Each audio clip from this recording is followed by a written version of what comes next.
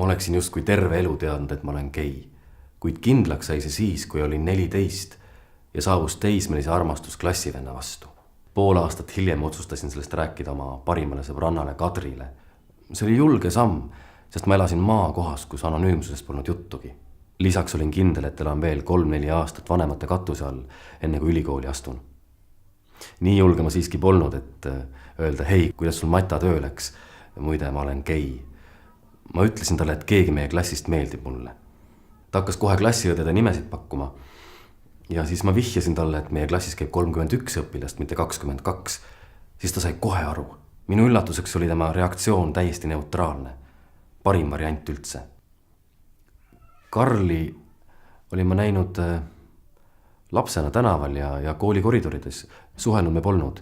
11. klassis paluti mul ta kutsuda ühele koolitusele, milles ma ise osalesin, aga head sõbrad meist kohe ei saanud. Ükskord ma saatsin talle tünga küsitluse, mille vastused saadetakse sõbra e-mailile salaja. Nii sain teada, et tema on ka gei. Ja pärast seda said meist väga head sõbrad. Midagi tõsisemat meie vahel pole olnud, aga ometi oli Karl selles väikeses kohas ainukene inimene, kes mu olukorda täielikult mõistis. Keskkooli lõpuklassis teadis juba pool kooli, et olen gei. Olin vahepeal sellest ka oma õdesid teavitanud. Vanemad, kes töötavad mujal, ei tea seda tänini.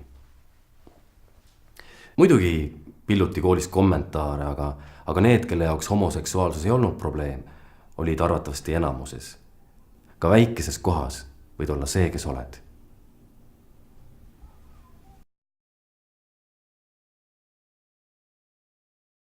Me kõik tahame head haridust, huvitavat tööd, armastavat pere, toetavaid sõpru, romantikat. ilusat kodu. Me elame üksteise kõrval. ja meie unistused ja elud on nii sarnased. Aga millegi pärast me ei suuda seda näha.